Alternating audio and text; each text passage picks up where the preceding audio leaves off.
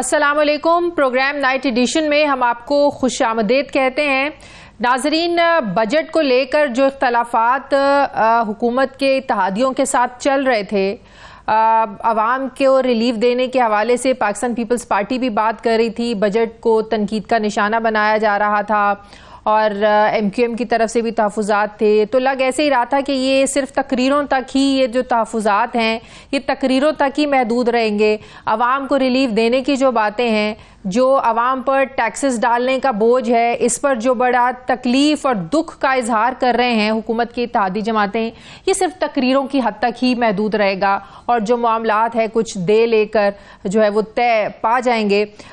اس میں ہم نے دیکھا کہ پاکستان پیپلز پارٹی اور مسلم لیگ نون کی جو مذاکراتی کمیٹیاں تھیں ان کے درمیان بھی مذاکرات ہو رہے تھے. پھر شہباز شریف صاحب پرائم منسٹر اور بلاول بھٹو صاحب کے درمیان بھی بات چیت ہوئی اس کو لے کر.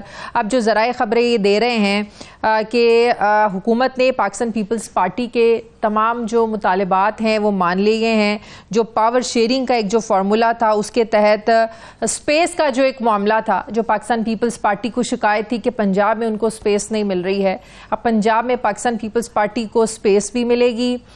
سندھ میں مسلم لیگ نون کو سپیس ملے گی. انتظامی عہدوں پر پاکستان پیپلز پارٹی کو ترجیح دی جائے گی.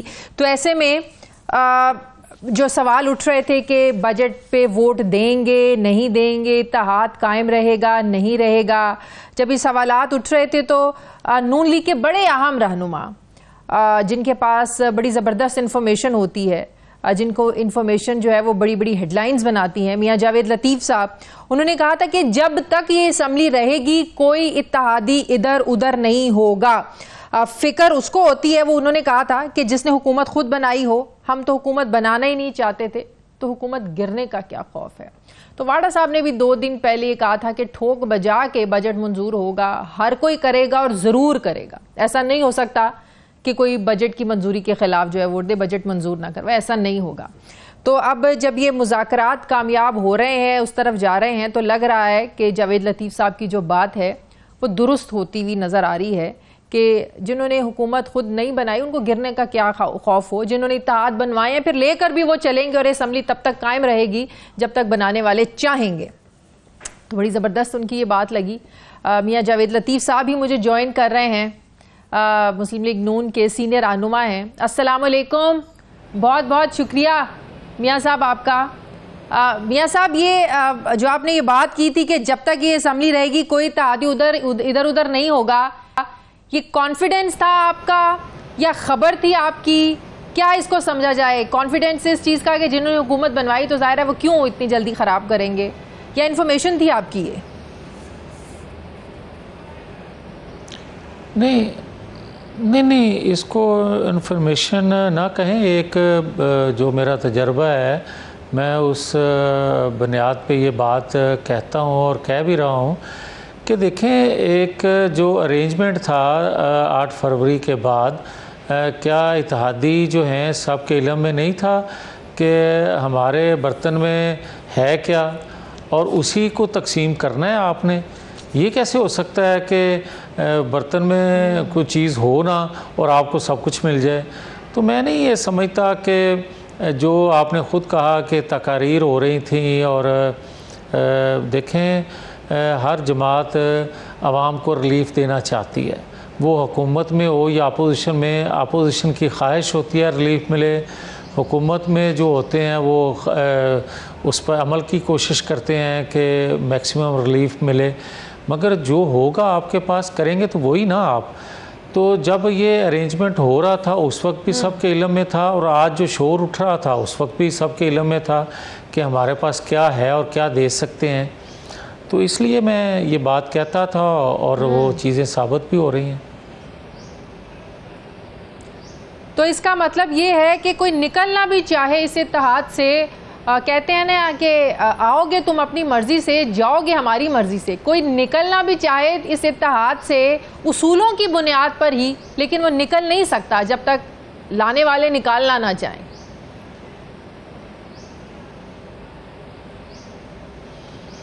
نہیں، یہ کہنا شاید مناسب نہیں ہے.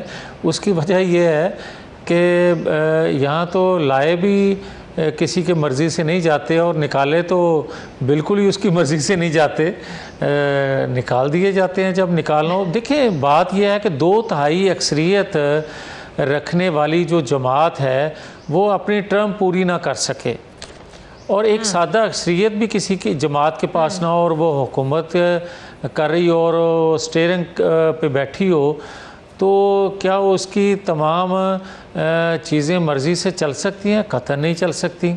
اور اگر یہ کہا جائے کہ کوئی ٹرم پوری کر لے گا اس طرح کے ارینجمنٹ سے، تو ارینجمنٹ کرنے والوں کی مرضی پہ ڈیپینڈ کرتا ہے، ارینجمنٹ میں شامل ہونے والوں کی مرضی شامل نہیں ہوتی۔ تو اس کا مطلب ہے میاں صاحب یہ اس حکومت کے جو فیصلے ہیں وہ بھی پھر کہیں اور سے ہو رہے ہیں، ارینجمنٹ کرنے والے فیصلے کروا رہے ہیں، چاہے وہ بجٹ ہو چاہے اور معاملات ہوں۔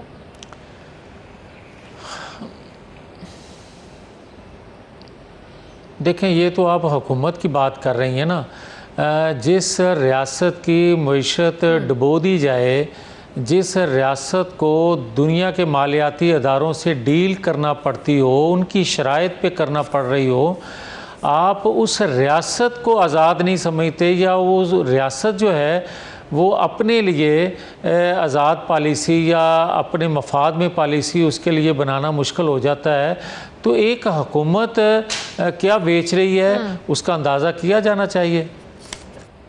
تو اس کا مطلب جو قربانی دی ہے، جو پی ڈی ایم کی حکومت لینا نہیں چاہتے تھے، پھر بھی انہوں نے کہا ہم ریاست بچانے کے لیے سیاست قربان کریں گے، تو اس قربانی کا کوئی فائدہ نہیں ہوا آپ کو لگتا ہے؟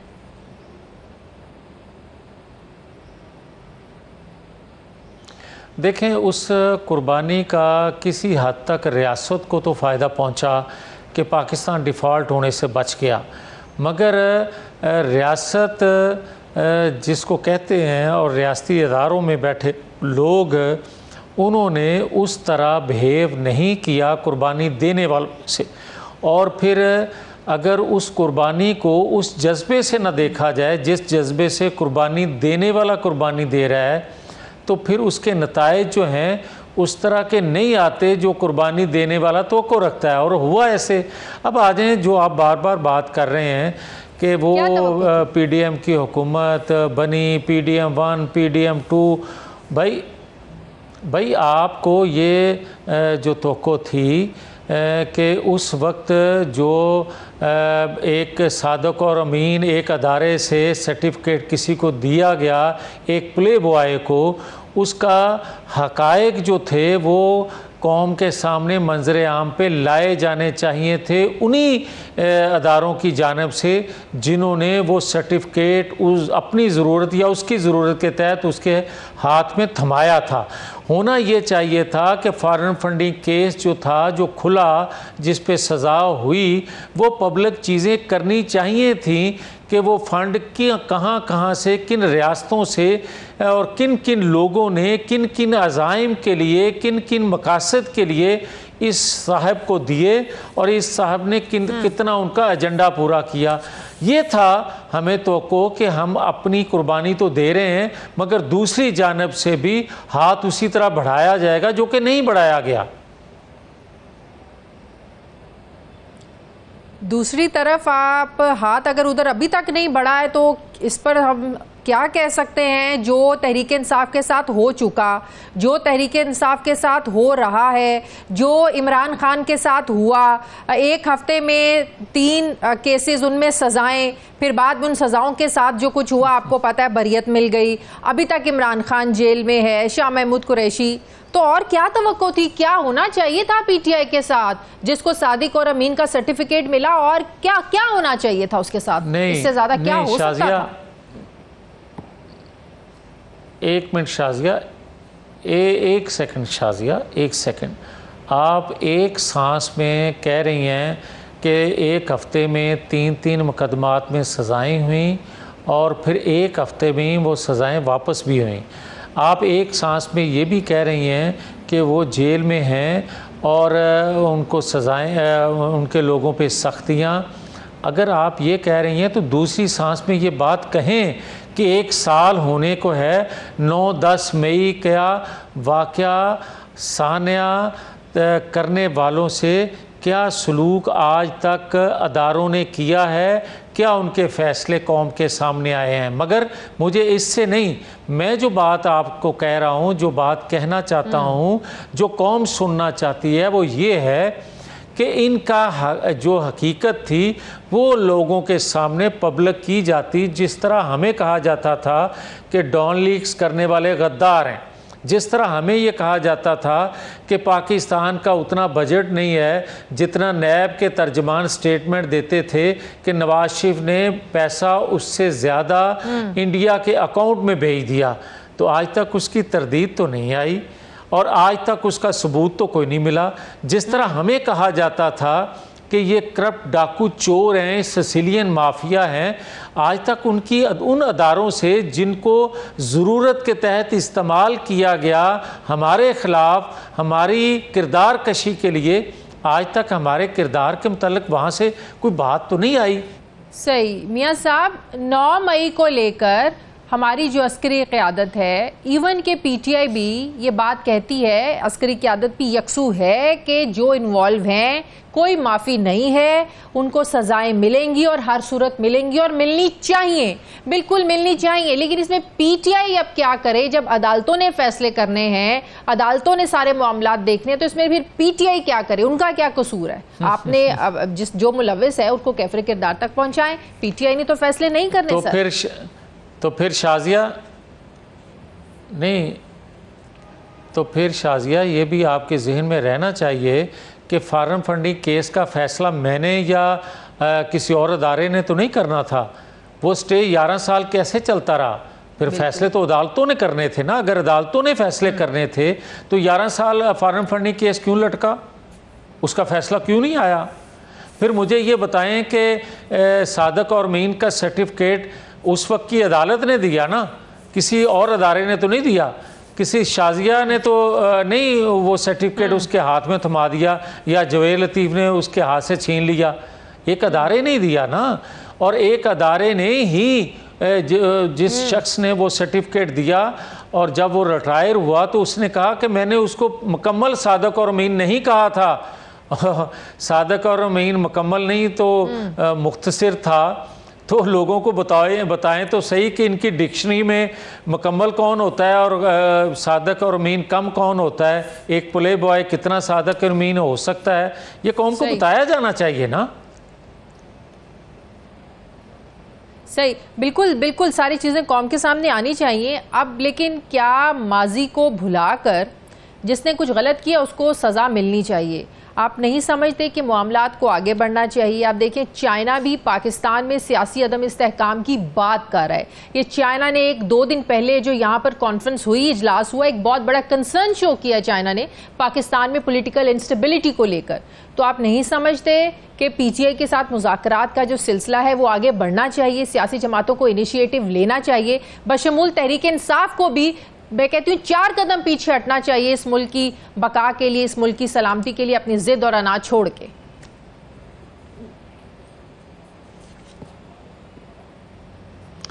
شازیہ، مجھے ایک بات کی سمجھ نہیں آتی جب اس طرح کا سوال کیا جاتا ہے نا، تو مجھے یہ بتائیں 2013 کی جو انتخابات کے نتیجے میں حکومت بنی تھی، اس نے تو جوڈیشل کمیشن بنا دیا تھا کہ دھاندلی ہوئی ہے یا نہیں ہوئی، یہ پاکستان کی ہسٹری میں پہلی دفعہ ہوا تھا۔ اس کے باوجود 2014 میں دھرنا کیوں دیا گیا تھا؟ اور پھر جو عدم استحکام کی بات کی جاتی ہے، وہ دھرنا چین کا صدر جو تھا پاکستان کے اندر آ رہا تھا تو اس کے راستے میں دیا گیا تھا، آپ کو یاد ہوگا۔ تو پھر عدم استحکام کب سے شروع ہوا ہے اور کس لیے شروع ہوا ہے اور کس انویسٹمنٹ کو روکنے کے لیے شروع کیا گیا ہے؟ اور آج بھی جو کنسرن شو کر رہے ہیں پاکستان کے اندر سیاسی عدم استحکام کا، بات وہ ٹھیک کر رہے ہیں کہ آپ مجھے یہ بتائیں کہ 4 سال ان کی حکومت رہی اور جو انہوں نے انویسٹمنٹ پھر کی تھی اس انویسٹمنٹ کو کس طرح بریک کیا گیا اور کن کی خواہش پہ بریک کیا گیا، اور پھر ان کے 4 سالہ دور اقتدار میں چین کے لوگوں پہ کتنے حملے ہوئے اور کتنے چین کے یہاں رہنے والے عدم تحفظ کا شکار رہے، یہ ساری دنیا کے سامنے ہیں چیزیں، اور عدم استحکام کا یا عدم سیاسی استحکام کا ذکر کرنے والے کوئی بات غلط نہیں کہہ رہے۔ صحیح۔ ابھی جو مولانا صاحب اور جو اپوزیشن مل کر ایک تحریک چلانے جا رہے ہیں، مولانا صاحب کی بھی بات چیت چل رہی ہے تحریک انصاف سے، کوئی حکومت کو اس چیز کی کوئی ٹینشن ہے یا نہیں، یا پھر وہی بات کہ جو جن کا ارینجمنٹ ہے یہ انہی کی سردرد ہے، وہ جانے اور ان کا احتجاج جانے، حکومت کی کوئی ٹینشن نہیں ہے، حکومت کو کوئی مسئلہ نہیں ہے؟ نہیں شازیہ، نہیں، اس سے میرا اختلاف ہے آپ کی اس بات سے، میں اس پہ میرا موقف بالکل مختلف ہے۔ جتنی سیاسی جماعتیں ہیں، خاص طور پر بلوچستان کی، خاص طور پر اندرون سندھ کی، خاص طور پر خیبر پختونخوا وہ پورشن جو فاٹا کہلاتا تھا، ان کے تحفظات جو ہیں، ان کی محرومیاں جو ہیں، ان کو ڈریس کرنا ہر وقت کی حکومت کی ذمہ داری بلکہ اس کی اولین ترجیح ہونی چاہیے، تاکہ وفاق قائم رہے، تاکہ وفاق مضبوط ہو۔ اور آج جو وہ کنسرن شو کر رہے ہیں، ما سوائے جو اقتدار کی لذت لے رہے ہیں ان کے علاوہ، جو خیبر پختونخوا میں حکومت بنا کے بیٹھے ہوئے ہیں، میں ان کے علاوہ بات کر رہا ہوں۔ ان کے علاوہ کیوں کہہ رہا ہوں؟ اس لیے کہ بھائی آپ تو وہ ماحول ہی پیدا نہیں کر رہے کہ جس میں سیاسی جماعتیں مل کے بیٹھیں، آپ تو وہ ماحول ہی نہیں بنا رہے، آپ تو وہ بات ہی نہیں کر رہے جس کا کوئی حل ہو۔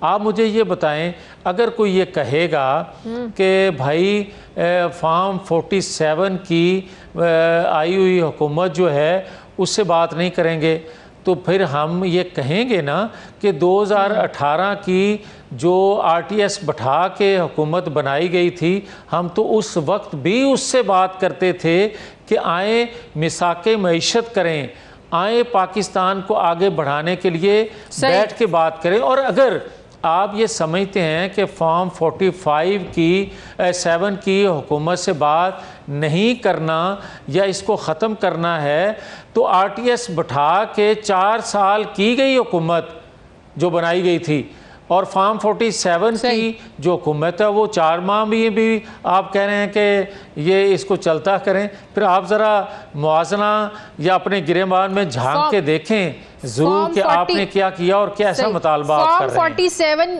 کی جو حکومت ہے، میاں جاوید لطیف صاحب، 2 روز پہلے زبیر صاحب نے جو انکشافات کیے لندن پلان کو لے کر اور نواز شریف صاحب کی جنرل باجوہ سے ملاقاتوں کو لے کر، اور یہ سب کچھ اسی کا نتیجہ ہے۔ ان کی باتوں سے تو یہ لگ رہا تھا کہ زبیر صاحب کو یہ بقول ان کے کہا گیا کہ ان ملاقاتوں کا کسی کو پتہ نہیں چلنا چاہیے، شہباز شریف صاحب کو بھی نہیں پتہ چلنا چاہیے، تو یہ سب جو ارینجمنٹ تھا یہ پھر ان ملاقاتوں کا ہی نتیجہ تھا جو زبیر صاحب باتیں کر رہے ہیں۔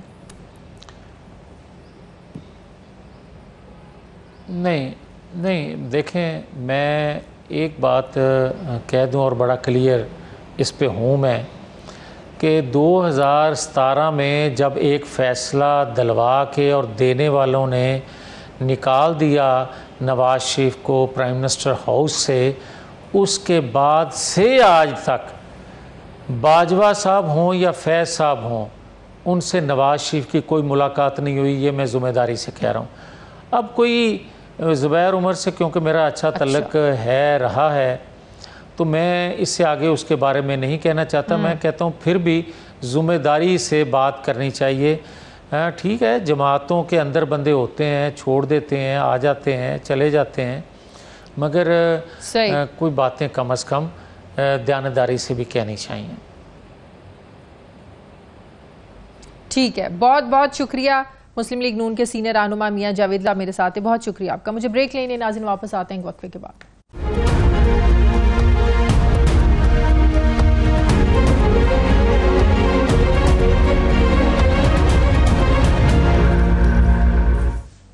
بریک کے بعد ایک بار پھر سے آپ کو خوش آمدید کہتے ہیں ناظرین۔ 2 دن پہلے پاک چائنا مشاورتی میکانزم اجلاس ہوا، تمام سیاسی جماعتیں بشمول تحریک انصاف کی شمولیت، بڑی زبردست بات ہے، بڑا پازیٹیو ایک ان کی انڈیکیشن تھی کہ تمام سیاسی جماعتیں جو وہ ہیں سی پیک کو لے کر اور ملک میں باہر سے انویسٹمنٹ آئے اس کو لے کر یکجا ہیں, ایک پیج پر ہے. اس اجلاس میں جو چینی وزیر تھے لیو جیانگ چاؤ, انہوں نے بڑی ایک امپورٹنٹ تقریر بھی کی جس میں انہوں نے پاکستان میں جو سیکیورٹی کنسرنز ہیں, چائنا کا ایک بہت بڑا سیکیورٹی کنسرن ہے, اگر ہم دیکھیں تو پچھلے تقریباً 6 سالوں میں 5 حملے ہوئے ہیں اور تقریباً چینی جو پروجیکٹس 15 سے 17 چینی پروجیکٹس پر حملے ہوئے ہیں, تنصیبات پر حملے ہوئے ہیں. ظاہر ہے چائنا کا ایک بہت بڑا کنسرن ہے. اور پھر چائنا نے پاکستان میں جو ایک پولیٹیکل انسٹیبلٹی ہے اس پر بھی ظاہر ہے انہوں نے کنسرن شو کیے ہیں.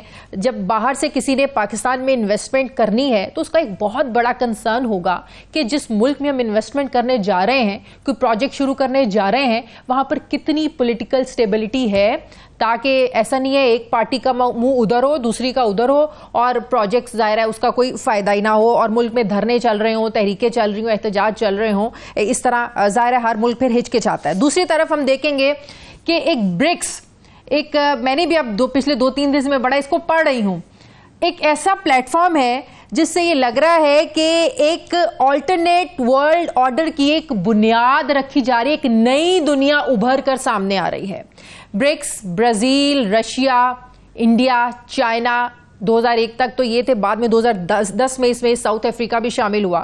اب تقریباً 29 ممالک کی درخواستیں ہیں کہ انہیں بھی اس پلیٹ فارم میں شامل کیا جائے. پاکستان بھی اس کیو لسٹ میں کھڑا ہے اور ہمارے سینئر سیاستدان سینیٹر مشاہد حسین سید صاحب پہلے پاکستانی ہیں جنہوں نے برکس فورم سے یہ چند روز پہلے خطاب کیا. بڑی امپورٹنٹ انہوں نے باتیں کی. اس گروپ کا جو مقصد ہے میں بالکل شارٹلی آپ لوگوں کو بتا دوں, وہ یہ ہے کہ تجارتی اور جو مالیاتی ایکسچینج ہے, تبادلہ, اس میں جو قومی کرنسی ہے اس کا استعمال بڑھائیں اور جو ایک مغرب دنیا کی ڈومیننسی ہے ڈالر کی اس کو کم کیا جائے اور جو امریکہ سب پہ دھاڑتا ہے شیر کی طرح اس کو ذرا کم کیا جا سکے. تو بڑا زبردست یہ پلیٹ فارم ہے. یہ کتنا کامیاب ہو سکتا ہے, امریکہ کے لیے کتنا بڑا تھریٹ ہے, اسی پر میں بات کروں گی. مجھے اسلام آباد اسٹوڈیو میں جوائن کر رہے ہیں سینئر سیاستدان سینیٹر مشاہد حسین سید صاحب. السلام علیکم. السلام علیکم. Thank you very much, it's my pleasure. مجھے پروگرام میں آ کے بڑا مزہ آتا ہے کیونکہ بڑا معلوماتی پروگرام ہے. Thank you so much. Thank you once again. Sir, سب سے پہلے پاک چائنا جو مشاورتی میکینزم اجلاس ہوا کتنا امپورٹنٹ تھا؟ ایک پازیٹیو یہ بات تو ہے کہ سی پیک کو لے کر ایک پازیٹیو ایک انڈیکیشن مل رہی ہے, تمام سیاسی جماعتیں اس پر ایک پیج پر ہیں. تو آپ کو کیا لگتا ہے کہ اس میں کون سے اہم چیلنجز ہیں جس سے ہمیں نمٹنا ہے سی پیک کو لے کر؟ اور یہ بڑا انٹرسٹنگ بات ہے کہ آپ نے جو اس کا ذکر کیا, 21 جون کو مجھے بڑی خوشی ہوئی کہ چائنا ہمارا جو درینہ دوست ہے وہ ایک قومی وحدت کی علامت بن گیا ہے کہ اس کمرے میں, اس ہال میں پورے پاکستان کا جو پولیٹیکل اسپیکٹرم ہے, حزب اختلاف, حزب اقتدار, جو آپس میں بات نہیں کرتے, جیسے کٹی ہوئی ہے جیسے کہتے ہیں نا مذاق سے, اور اس کے علاوہ آپ نے دیکھا کہ سب صوبے کے نمائندے بھی وہ بھی موجود تھے اور بڑی کھل کے سب کی بات بھی ہوئی اور سب نے یکساں آواز, سیم پیج, ویسے تو ہم کہتے ہیں فوج اور خاکی مفتی کا, اس میں اس ایشو پر سب نے کانفیڈنس اظہار کیا, اعتماد چین کے اوپر اور چائنا پاکستان اکنامک کوریڈور پر, جو میں سمجھتا ہوں بڑی خوشائند بات ہے. اس ماحول میں جہاں چپکلش ہے, تصادم, اتنے مسائل چل رہے ہیں, تو اس میں یہ کوارڈینیشن ہوئی اور سب یہ کہتے ہیں کہ پاکستان کا جو روشن مستقبل کا ضامن سی پیک ہے. اور یہ جو آپ نے ذکر کیا منسٹر صاحب کا جو ان کے آئے تھے, لیو جیان چاؤ, آپ کی چائنیز پروننسیشن بہت اچھی ہے انلائک موسٹ پاکستانیز, وہ میرے ساتھ ولاڈی واسٹاک میں بھی تھے, ابھی برکس کانفرنس میں بھی 17 جون کو ہم اکٹھے تھے, وہ ادھر کانفرنس ہوئی, وہ خیر وہ واپس بھیجیں گے, میں پاکستان آیا 17 گھنٹے کی فلائٹ کے بعد ادھر. تو یہ بڑا امپورٹنٹ تھا, چائنیز کو بھی ایک اعتماد ملا, لیکن چائنا بھی آپ کا جو دوست ہے انہوں نے بھی آپ کھل کے اپنے دل کی باتیں کر دی, سیکیورٹی کو بھی لے کر اور پولیٹیکل انسٹیبلٹی کو بھی لے کر. آپ نے ذکر کیا پچھلے 5 سالوں میں 17 چائنیز مارے گئے ہیں, جس میں 2 خواتین بھی ہیں, ایک پروفیسر کراچی کے اور ابھی جو واقعہ انجینئرز کا ہوا تھا مارچ میں, اور 13 پاکستانی بھی اس میں مارے گئے تھے بیچارے. تو اس حوالے سے یہ بڑی سیریس بات ہے اور وہ چائنیز کو کنسرن جائز ہے, صرف چائنا کا نہیں ہے, عرب انویسٹرز بھی آئیں گے, امریکن بھی اگر ہوں, مغرب کے بھی ہوں, اگر آپ کو اپنی ذاتی جان و مال پر خطرہ ہے تو پھر تو مشکل ہو جائے گا. اور دوسرا جو میسج دیا, چائنیز نارملی مداخلت نہیں کرتے, لیکن ایک مخلص دوست کے ناطے وہ مشورہ تو دے دیتے ہیں. بالکل. اور انہوں نے مشورہ یہ دیا, اور یہ بات پچھلے سال میں چائنا گیا تھا, شاید آپ کے پروگرام میں نے ذکر بھی کیا تھا کہ چائنیز نے یہ بات کی, میں نے نام نہیں لیا تھا, کہ چائنیز قیادت نے کہا کہ اپنے لوگوں کو سمجھائیں, یعنی سیاسی قائدین کو. ہیلنگ ٹچ بالکل, دست شفا, ایبسولوٹلی. یاد ہے آپ کو؟ وہ انہوں نے کہا کہ آپس میں مل بیٹھیں ورنہ یہ حالات ٹھیک نہیں. اور ہم as a friend of Pakistan وہ کہہ رہے ہیں ورڈ ہے, اور یہی بات ہمیں سعودی عربیہ والے کہتے ہیں, یہی بات یو اے ای والے کہتے ہیں, اور یہی بات ہمارے مغربی دوست کہتے ہیں. اگر مخلص دوست ہیں وہ چاہتے ہیں. تو یہ اوور آل میں سمجھتا ہوں کہ the glass is half full, positive بات ہے, لیکن اب دا بال از ان آور کورٹ کہ پاکستانی قیادت وہ کس طرح ہینڈل کرتی, چاہے حزب اختلاف ہو یا حزب اقتدار ہو, دونوں میں ذمہ داری ہے اس میں. اچھا, سی پیک کو لے کر اس میں کرتے ہیں, سی پیک کو لے کر ایک اور بڑا ایک چیلنج ہم دیکھتے ہیں, بیوروکریسی, جو فیتے کا جو مسئلہ نہیں ہوتا, یہ بہت بڑا چیلنج ہے. بہت بڑا چیلنج ہوتا ہے. آپ کی bureaucracy is very powerful. Yes, ministers تو صرف ربر سٹیمپ ہوتے ہیں. میں خود منسٹر رہا ہوں, خیر ہمارے زمانے میں تو ہم اسٹرانگ منسٹرز تھے, لیکن آج کل ڈھیلے ڈالے منسٹر ہیں جو بیوروکریٹس کہتے ہیں وہ کرتے ہیں. تو وہ لال فیتا اتنا لمبا ہو گیا ہے, اتنا مضبوط ہو گیا, اس کو کاٹنا ہی مشکل ہے. 37 different rules, regulations, NOCs, laws ہیں آپ کے انویسٹمنٹ کے لیے. 37 وفاقی حکومت, صوبائی حکومت اور مقامی. تو آپ ان کو کراس کر کے, اور ہم نے وعدہ کیا کیا تھا 10 سال پہلے, ون ونڈو آپریشن, جو دبئی میں ہے, جو چائنا میں ہے, جو کسی اور ملک میں جہاں ترقی ہو رہی ہے وہ ہے, ایکسپٹ پاکستان آف کورس. تو آپ کو لگتا ہے کہ یہ رکاوٹیں پھر اب دور ہوئیں گی ساری؟ ہونی چاہیے. It's a man made problem, یہ کوئی باہر سے تو نہیں آیا نا. آپ نے SIFC بنا دی ہے, اسٹریٹجک انویسٹمنٹ فیسیلیٹیشن کاؤنسل. اس کے مینڈیٹ میں یہی تھا, پرائم منسٹر بھی یہی کہہ رہے ہیں, سب یہ کہہ رہے ہیں, تو کرتے کیوں نہیں ہے؟ بالکل, they should do it, just do it. آپ کو یاد ہے کہ جو پرائم منسٹر نے دورہ کیا, آرمی چیف بھی ان کے ساتھ تھے, ایک بڑا ایک نیگیٹو پروپیگنڈا بھی ہمیں دیکھنے کو ملا سوشل میڈیا پر بھی, ویسے بھی وہ صرف ایک پروپیگنڈا تھا, بے بنیاد تھا, ایبسولوٹ نانسنس. یہ بہت کامیاب دورہ تھا, بڑا اہم دورہ تھا, اور میں یہ اس حد تک کہوں گا تاریخی دورہ تھا. اور میں چائنا کے بارے میں کچھ جانتا ہوں باقی لوگوں سے زیادہ شاید. اس میں جو آرمی چیف کی پریزنس بڑی بہت امپورٹنٹ. جنرل عاصم منیر جب اس میٹنگ میں تھے صدر شی جن پنگ کے ساتھ, وہ ایک میسج تھا چائنیز قیادت کو کہ جی ہم جو پاکستان کی مسلح افواج ہے, ہم گارنٹور ہیں سی پیک کے, سیکیورٹی کے, اور پالیسی کنٹینیوٹی کے بھی.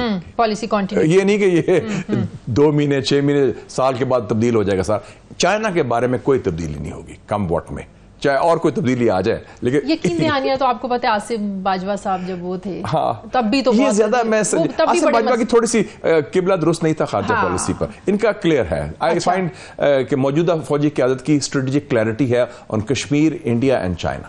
اچھا, تو امریکہ کے کنسرنز ہمارے لیے بودر نہیں, ہم نہیں کرتے سی پیک کو لے کر.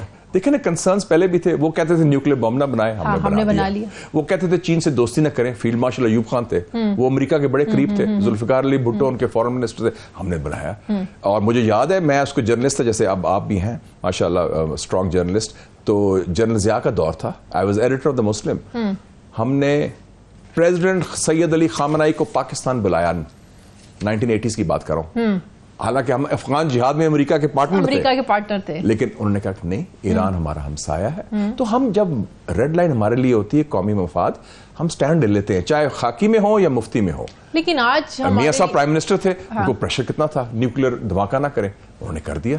لیکن آج تو IMF کا پریشر تب سے کہیں زیادہ ہے. آج اب ہم ڈر گئے میرے خیال میں زیادہ, ہمارے زیادہ نیوکلیر پاور بن گئے, ہم لوگ بھی ڈر گئے, لیکن خوف زیادہ آ گیا. مجھے قیادت کی بات کر رہا ہوں میں, عوام میں نہیں ہے, عوام دبنگ ہیں, آپ لوگ میڈیا والے دبنگ ہیں. نہیں, ہمیں ڈرایا تو جاتا ہے نا کہ اکانومی ڈاؤن فال ہو گیا. آپ کی مرضی ہے کہ آپ ڈریں یا نہ ڈریں, وہ تو it's how you take the pressure mentally. No need to take pressure. جیسے کرکٹ ٹیم ہے, وہ پریشر میں آ جاتی ہے, آپ میں نفسیات کی, حالانکہ کرکٹ نفسیاتی جنگ ہوتی ہے. یہ تو mind, you lose the battle in the mind. تو آپ کو کوئی دباؤ کہہ کہ یہ سوال نہ پوچھیں, آپ کہیں میں پوچھوں گی, میں تو پوچھوں گی. ہاں, تو پھر کیا اس کا مطلب آپ نے وہ پریشر ریجیکٹ کر دیا نا. صحیح. ہمیں کہتے تھے اس کو سینسرشپ سے, ضیاء الحق صاحب کا دور تھا, یہ نہ کریں وہ نہ کریں, کچھ باتیں مانتے بھی تھے, کچھ نہیں مانتے تھے. سو واٹ, یہ ماننا یا نہ ماننا آپ کو کیا لگتا ہے, سیاسی قیادت کے زیادہ ہاتھ میں ہوتا ہے یا آپ کی فوج کے ہاتھ میں؟ دونوں کے ہاتھ میں ہوتا ہے. اور میں دیکھا کہ کئی دفعہ دونوں سٹینڈ لے لیتے ہیں اور کئی دفعہ دونوں یرک بھی جاتے ہیں. دونوں ڈھیلے پڑ جاتے ہیں. دونوں ڈھیلے پڑ جاتے ہیں. اور ماضی میں نے دیکھا کچھ ڈھیلے پڑ گئے تھے ہمارے لوگ اس معاملے میں. اب نہیں پڑیں گے. اب نہیں پڑے. میں آئی ایم سیٹسفائڈ کہ ان میں ہے وہ اسٹریٹجک کلیئرٹی کہ پاکستان کے انٹرسٹ خاص کر انڈیا کے حوالے سے, کشمیر کے حوالے سے, چائنا کے حوالے سے بڑا کلیئر پالیسی ہے, فارن پالیسی ہماری. ایبسولوٹلی. اور اس میں چونکہ وہ اسٹیبلشمنٹ کی طرف سے کلیئر پالیسی ہے تو میرے خیال میں جو باقی دوسرے تو آٹومیٹکلی ہو جاتا ہے سر, وہ آٹومیٹک بٹن لگا ہوا ہوتا ہے. بالکل. اچھا, اب ذرا بات کر لیں برکس پر. جی, سب سے پہلے مجھے یہ بتائیں, یہ خیر آپ نے برکس کی بڑی چیز سمنگ اپ کی ہے and I agree with that, بڑا امپورٹنٹ آپ نے.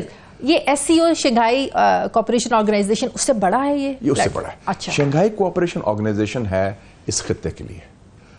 اب خیر بیلاروس بھی آ رہا ہے, وہ یورپ کا ملک ہے, لیکن زیادہ تر یہ خطہ ہے central Asia, south Asia. Pakistan بھی ممبر ہے, ہندوستان بھی, ایران بھی, سارا کچھ ہے.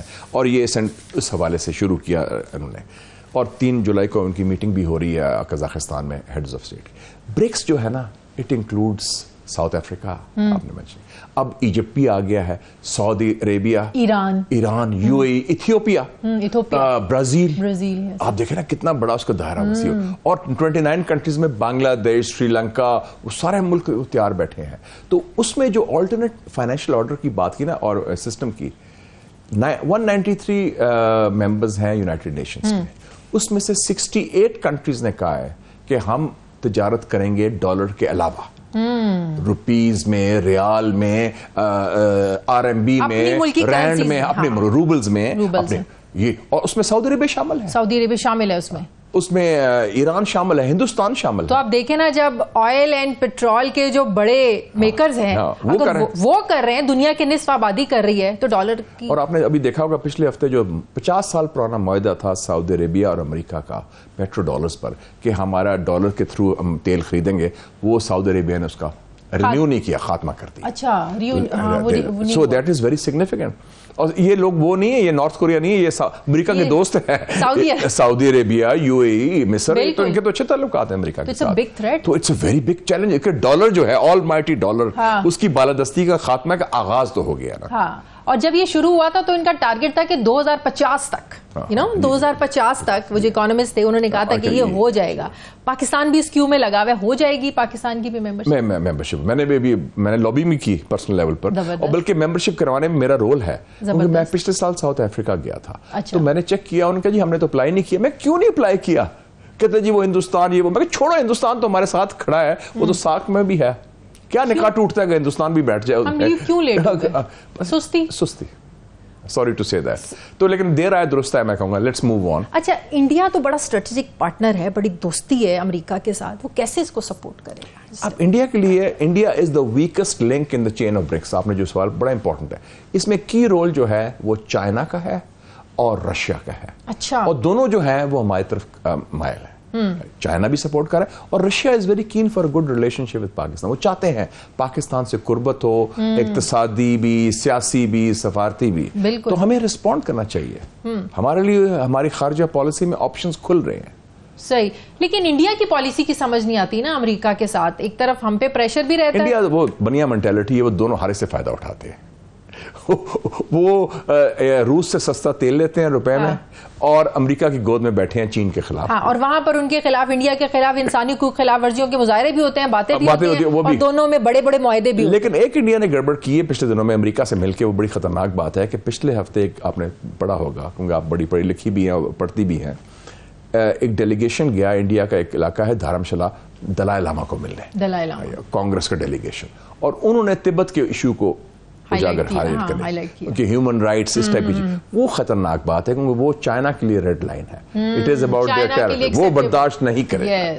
سو وہ انڈیا تھوڑا سا پنگا بھی لینے کی کوشش کرتا ہے, لیکن اللہ تعالیٰ کا بڑا فضل ہے, اپنا نظام ہے ایک. مودی جو ہے الیکشن کے بعد کمزور مودی آیا ہے, 304 سے 240 پہ, 240 پہ, اور کہتا تھا اب کی بار 400 پار. یہ تھا نا اس کا ٹارگٹ 400 پار. تو اس کا تعصب سے بھرا ہوا اور تعصب اور بڑی بدبودار قسم کا ہندوتوا تھا وہ ان کا. تو اللہ تعالیٰ نے بڑا فضل کیا کہ کمزور مودی اس کی پھوک نکل گئی ہے اور اب اس کے جو حلیف ہیں وہ اچھے لوگ ہیں. اچھا کشمیر کے حوالے سے بھی پالیسیز کچھ بدلیں گی پھر آپ کو لگتا ہے؟ وہ بدلیں گی تو نہیں لیکن ہمیں بدلنے میں کوشش کرنی چاہیے. کشمیری عوام نے مزاحمت کی ہے اس الیکشن میں, انہوں نے بی جے پی کو صاف کیا ہے اور وہ لوگ الیکشن جیتے ہیں جو ہندوستان کے 5 اگست کے 2019 کے قبضے کے خلاف تھے, وہ جیتے ہیں. یہ بڑی it's a referendum against India. میں تو یہ کہوں گا یہ الیکشن مودی کا قد چھوٹا ہو گیا, بہت چھوٹا ہو گیا, ڈرائی کلین ہو کے وہ چھوٹا آ گیا اور وہ اس کے ساتھ جو ساتھی ہیں دونوں اچھے لوگ ہیں. نتیش کمار صاحب جو بہار کے ہیں وہ پاکستان آ بھی چکے ہیں, اور چندرا بابو نائیڈو وہ ایکسپرٹ ہیں آئی ٹی کے تلنگانہ کے, ان کے بڑے اچھے حیدرآباد دکن کے ہیں اور آندھرا پردیش کے. پاکستان کو اب آگے بڑھنے کی ضرورت ہے, نہ مسلمان دشمن ہے نہ پاکستان دشمن ہے. سو اس سے میرے خیال میں کچھ ٹینشن کم ہوگی, کشیدگی کم ہوگی اور ہمیں بھی مواقع ملیں گے اگر ہندوستان وہ رسپونڈ کرتا ہے. کہتے ہیں نا جب گھر والوں کو اپنے گھر کی پڑ جائے نا تو باہر, تو لوگ کہتے ہیں, ہم نے تو میسج بھیجے ہیں مودی جی کو کہ آپ یہ کریں, تو I hope they respond. Let's see. اچھا اب آگے بڑھتے ہیں. کل جو ایپیکس کمیٹی کا اجلاس ہوا اور جس میں یہ فیصلہ کیا گیا کہ آپریشن عزم استحکام شروع کرنے جا رہے ہیں. نو ٹالرنس, کسی کو بھی ملک کو, ریاست کو غیر مستحکم کرنے کی اجازت نہیں دی جائے گی. کوئی بھی شخص ہے, گروہ ہے, کسی کو بھی نہیں. آپ سمجھتے ہیں کہ یہ ملک کی اس وقت ضرورت ہے فوجی آپریشن کرنا؟ کیا ڈیمانڈ ہے اس وقت؟ پچھلے 10 سال کی تھوڑی سی تاریخ دیکھ لیں. جی. آپریشن ضرب عضب آپ کے سامنے تھا, رد الفساد, آپریشن رد الفساد. یس, ٹھیک ہے جی, آپریشن راہ نجات. راہ نجات. اور اب یہ ہے کہ آپ نے عزم استحکام آپریشن تو لانچ کر دیا آپ نے, لیکن میرے خیال میں جو پہلا سٹیپ ہونا چاہیے, کیا آپ کے پاس ہر چیز میں فوج کو نہ ڈالیں. فوج کا کام ہے سرحدوں کا دفاع کرنا, یس, اور ملک کی قومی استحکام کے لیے باہر سے خطرہ ہے. یہ کاؤنٹر ٹیرر اسٹریٹجی آپ کی ہے کہ نہیں, اور اس کے لیے کی آرگنائزیشن کیا ہے؟ ناٹ آرمی, نیکٹا, بالکل, نیشنل کاؤنٹر ٹیررزم اتھارٹی, جو 2009 کو بنا تھا. 15 سال ہو گئے ہیں. میں پوچھنا چاہتا ہوں کہ اس کو آپ نے, ہماری حکومت نے یا ماضی کی حکومت نے مضبوط کرنے میں کیا کیا, کیپیسٹی بلڈنگ میں کیا کیا؟ آپ ان کے دفتر چلے جائیں, ادھر ہی ہے اسلام آباد میں, بالکل وہ بالکل ان کو یتیم ہے. اچھے لوگ ہیں ہمارے پاس, we have got experts, police کے ٹاپ آفیشلز ہیں. ہماری پولیس جہاں بھی گئی ہے انہوں نے پرفارم کیا. مجھے کمبوڈیا, سوڈان, ہیٹی, میں خود بہت ٹریول کرتا ہوں, وہ تعریف کرتے ہیں, آپ کی فوج کی بھی تعریف کرتے ہیں پیس کیپنگ آپریشن میں UN کا. ہم ان کو, یہ پولیس کا کام ہے.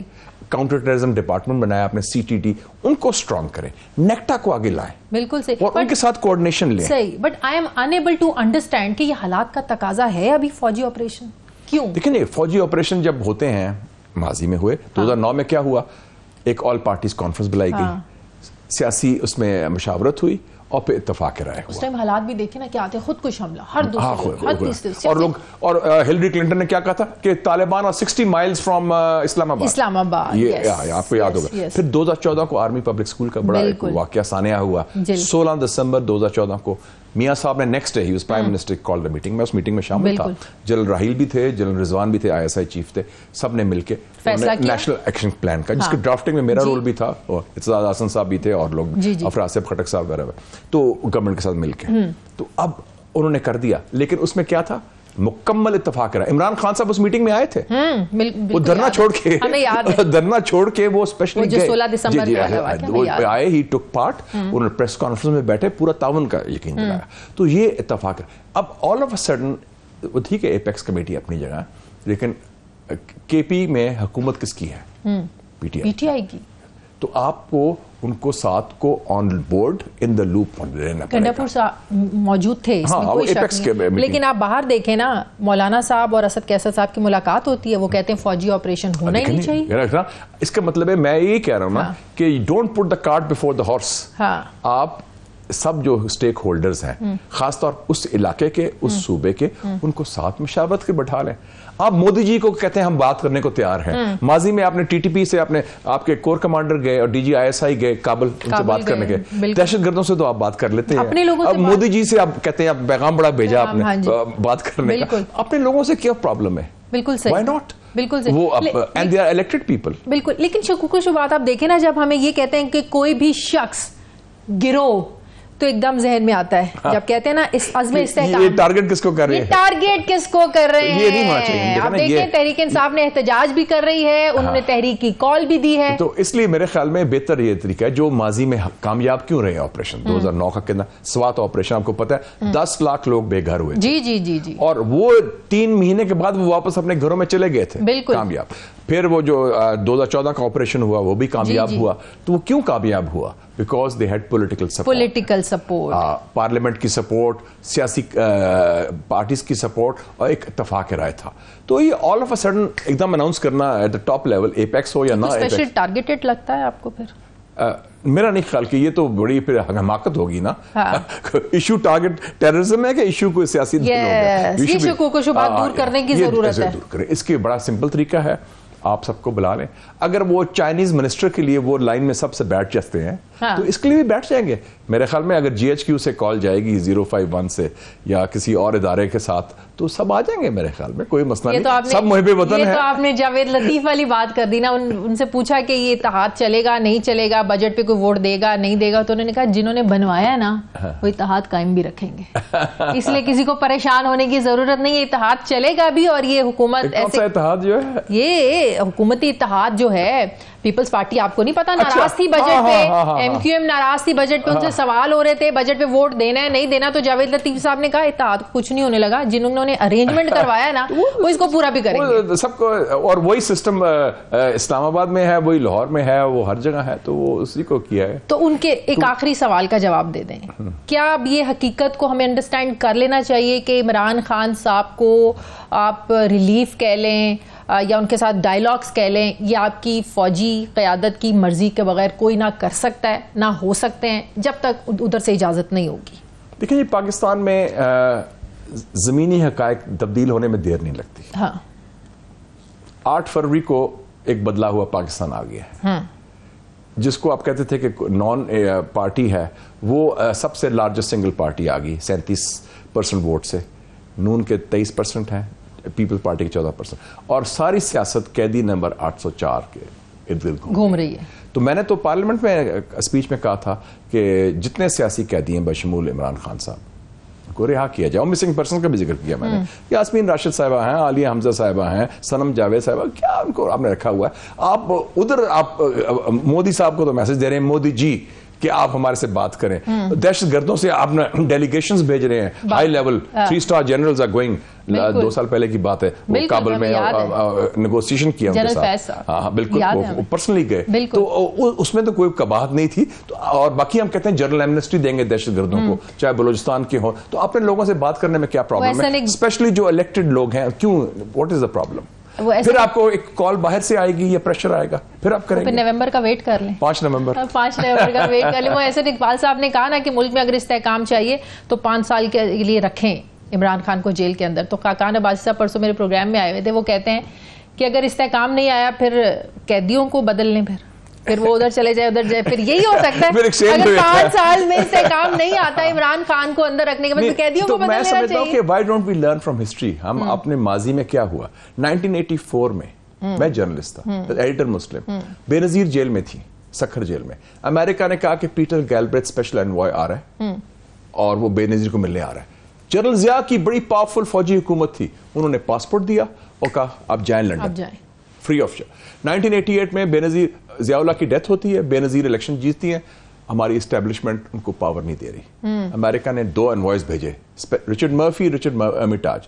انہوں نے کہا یہ مدر آف آل ڈیلز ہوئی. Ghulam Ishaq Khan president, Sahibzada Yaqub Khan foreign minister, Wasim Jafri finance minister, Benazir prime minister, اور اللہ خیر صلی اللہ, اور وہ آ گیا. میاں نواز شریف کو کو میں نکالا گیا, کلنٹن نے کہا میرا یار ہے, اور وہ جانے والے تھے کلنٹن 20 جنوری 2001 کو جانے والے تھے، اور کہ میرے جانے سے پہلے Nawaz Sharif should be a free مین. انہوں نے کنسورشیم بنایا، یہ بڑے کم لوگوں کو پتا ہے. U A E, Saudi Arabia and Qatar, ان تینوں کو کہا کہ آپ کی ڈیوٹی ہے کہ نواز شریف کو میرے جانے سے پہلے اس کو آزاد کرو. 10 دسمبر 2000 کو ایک طیارہ آتا ہے جمبو 747، 5 نومبر بھی دور نہیں ہے، تو وہ آ کے ان کو لے گیا. پاکستان کی یہ ہسٹری ہے. صحیح. تو ہم کیوں نہ صحیح فیصلے خود کر لیں اور 5 نومبر سے پہلے کر لیں. بہت شکریہ. Thank you so much. Muslim League N کے سینئر رہنما سینیٹر مشاہد حسین سید صاحب میرے ساتھ ہیں. بہت شکریہ آپ کا. مجھے بریک لینی ہے ناظرین، واپس آتے ہیں چھوٹے سے وقفے کے بعد.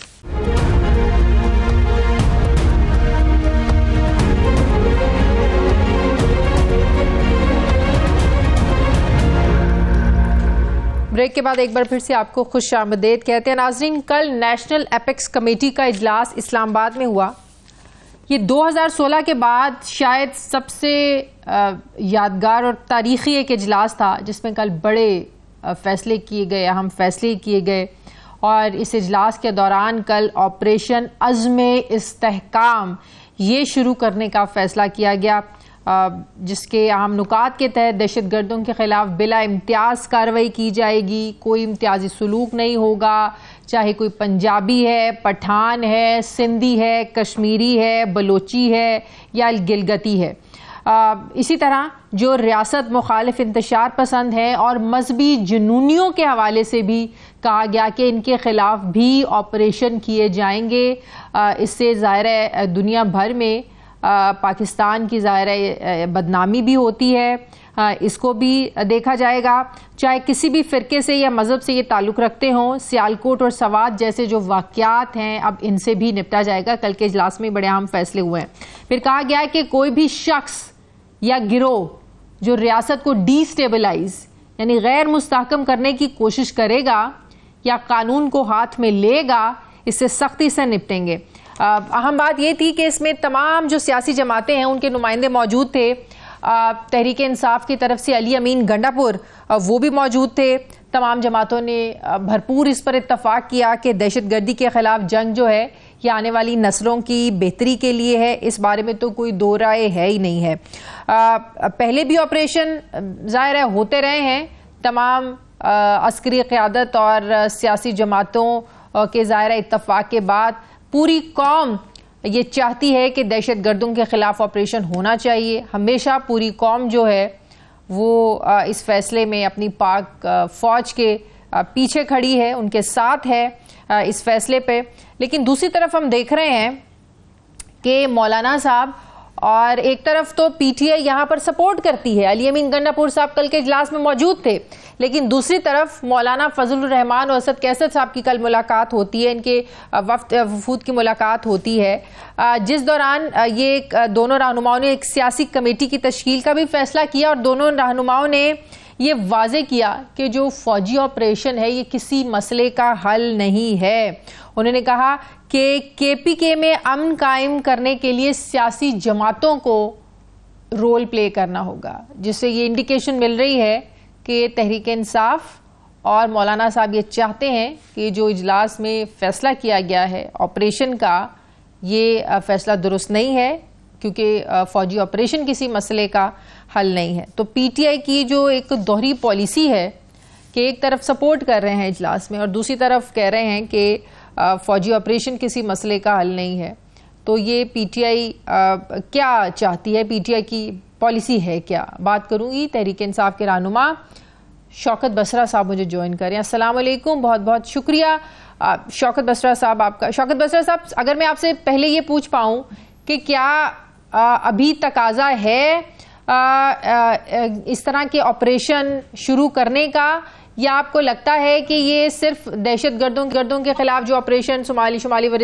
وزیرستان میں ہوتے رہے ہیں، جنوبی وزیرستان میں یہ آپریشن جو ہوتے رہے ہیں، جو ایسے پہلے بھی آپریشن راہ نجات تھا، رد الفساد تھا، آپریشن ضرب افزا دہشت گردوں کے خلاف، یہ صرف اسی حد تک آپریشن ہے؟ کیونکہ اس کے جو بڑے اہم پوائنٹس ہیں وہ یہ ہے کہ کوئی بھی شخص گروہ جو ریاست کو غیر مستحکم کرنے کی کوشش کرے گا، کیا اس سے مراد یہ بھی ہے کہ جس طریقے سے تحریک انصاف جلسے جلوس یا تحریک انصاف کو ذمہ دار ٹھہرایا جاتا ہے ملک میں انسٹیبلٹی کا، یہ سب شامل ہوگا؟ شادیہ، دہشت گردی اور انتہا پسندی کی تو کوئی معاشرہ بھی اجازت نہیں دے سکتا. اور پاکستان تو آپ کو پتہ ہے ماضی میں بھی ہم دہشت گردی کا نشانہ رہے اور ہمارے بہت سارے پاکستانی جو ہیں وہ دہشت گردی کی نظر ہو گئے. تو پہلے بھی آپریشن ہوئے اور ہم یہ سمجھتے ہیں کہ ہماری پاک فوج جو ہیں انہوں نے ہمیشہ پاکستان کی سلامتی کے لیے، پاکستان قوم کی حفاظت کے لیے اپنی جانوں کے نذرانے پیش کیے ہیں. ہم ان شہیدوں کو سلام پیش کرتے ہیں جنہوں نے جام شہادت نوش کیا. اب آپ کا بہت آپ کے سوال میں ہی دوسرا جواب ہے کہ آپ نے کہا کہ 3 آپریشن پہلے ہو چکے، ان آپریشنز کا کیا رزلٹ نکلا، کیا قوم کو بتایا گیا؟ دوسری بات، آپ یہ دیکھیے کہ فورم نیشنل اسمبلی پہلے ہی آپ کو پتا ہے کہ وہاں پر کوئی عوام کے نمائندے نہیں بیٹھے، اور ایتھکس کمیٹی کے اندر کون لوگ ہیں؟ شہباز شریف، خواجہ وزیر دفاع یا اور یہ تمام وہ لوگ ہیں جو عوام کی نمائندگی نہیں کرتے، جو تمام کے تمام لوگ وہ ہیں جن کو عوام نے مسترد کر دیا ہے. اب ان کی رائے کی کیا حیثیت ہو سکتی ہے؟ دوسری بات، اب اتنا بڑا آپریشن کرنے جا رہے ہیں اگر گنڈا پور صاحب بھی تو موجود ہیں. اچھا میری گزارش سن لیں، میں جواب اس کا دیتا ہوں. دیکھیں ہمارا نقطہ نظر عمران خان صاحب کا بھی ہمیشہ یہ رہا ہے، جنگ کسی مسئلے کا حل نہیں ہوتا، فوجی آپریشن کسی مسئلے کا حل نہیں ہوتا. یہاں پر تمام جو سٹیک ہولڈرز ہیں وہاں پر پہلے تو ڈائلاگ اوپن ہونا چاہیے، اور آل آف سڈن آپ ایک فیصلہ لے لیتے ہیں. چلیں ہم سمجھتے ہیں کہ جعلی اسمبلی ہے، فارم 47 والی ہے، آپ اس ایشو کو نیشنل اسمبلی کے اندر لے کر آئیں، وہاں ڈیبیٹ کریں. اتنی جلدی کیا ہے؟ لیکن سوال یہ ہے کہ گنڈا پور صاحب بھی تو اس اجلاس میں شریک تھے، آپ لوگوں کی نمائندگی تو ہوگی، پی ٹی آئی کی نمائندگی تو ہو گئی. نہیں دیکھیں گنڈا پور صاحب ایک چیف منسٹر ہیں ایک صوبے کے، وہ ایپکس کمیٹی کے، جو ایپکس کمیٹی ہے اس کے ممبر تمام چیف منسٹرز ہوتے ہیں اور پرائم منسٹر بھی ہوتے ہیں، بالکل وہاں پہ موجود تھے. اب ہمارا موقف تو بڑا سیدھا ہے. آپ نے کہا کہ منظوری ہو جائے گی، بھائی جو چیز پاکستان کے انٹرسٹ میں ہوگی، عمران خان اور تحریک انصاف اس وقت پاکستان کے 90% لوگوں کو ریپرزینٹ کرتے ہیں، ہم کیوں نہیں اس کی اپروول دیں گے؟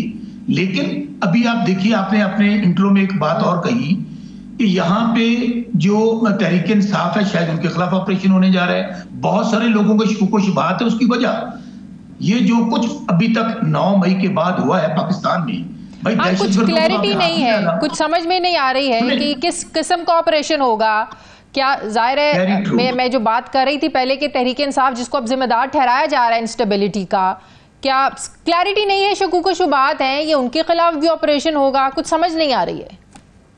دیکھیں شازیہ، میں پھر کہوں کہ 9 مئی کے بعد 1 سال ہو گیا ہے، تمام ریاستی ادارے، پولیس ہمارے چادر چار دیواری کے تقدس کو پامال کر رہے ہیں، ماؤں بہنوں بیٹیوں کو گرفتار کر کے جیلوں میں بند کیا ہوا ہے. بھائی اگر دہشت گردی پاکستان میں ہو رہی تھی تو آپ نے 1 سال ان کے خلاف آپریشن کیوں نہیں کیا؟ آپ نے تو 1 سال پورا ہو گیا. ابھی جب میں شازیہ سے 92 پہ بات کر رہا ہوں، آپ نے تو پاکستان کے وہ عوام، وہ نمائندے، عمران خان جو پاکستان کی سب سے بڑی پارٹی کا لیڈر ہے، آپ نے ان پر دہشت گردی کا مقدمہ درج کر دیا. آپ نے ایک لیڈر پر 60 FIR درج کر دی. ہم بار بار یہ کہتے ہیں پاکستان سے بڑھ کر کوئی چیز نہیں ہے، پاکستان ہماری ماں کی طرح ہے. بہت بہت شکریہ. پاکستان تحریک انصاف کے رہنما شوکت بسرا صاحب میرے ساتھ تھے. پروگرام کا وقت ختم ہو گیا. ناظرین فیڈ بیک دیں، اپنا خیال رکھیں، مجھے اجازت دیں. اللہ حافظ.